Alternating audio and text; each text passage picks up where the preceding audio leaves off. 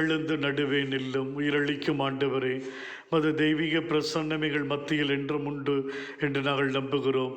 எங்களை காண்கிற தேவனாக இருக்கிறீர் சுவாமி. ஓய்வு நாளில் கை சொம்பியவரை குணமாக்குகிறீர். எத்தனை எதிர்ப்புகள், தடைகள் இருக்கின்றன. அந்த தடைகளை எல்லாம் மீறி அவருக்கு சுகத்தை கொடுக்கிறீர். யாருக்கும் தெரியாமல் அழைத்துச் சென்று மறைவாய் சுகம் கொடுக்கவில்லை.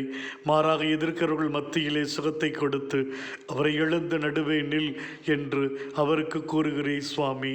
இரத்த போக்குடைய பெண்மணி மருத்துவரால் குணமாக்க முடியவில்லை.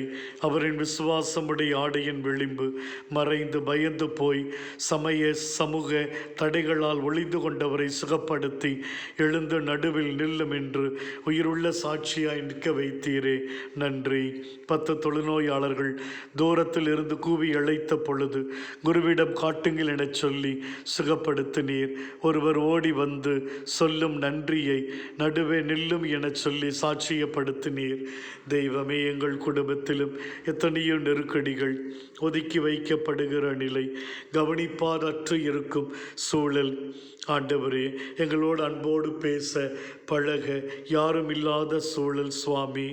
நாங்கள் வெறுமையாய் வாடுகிறோம், தனிமையிலே ஜீவிக்கின்றோம். ஆண்டவரே, நீர் எங்களை மதிக்கிற தேவன்.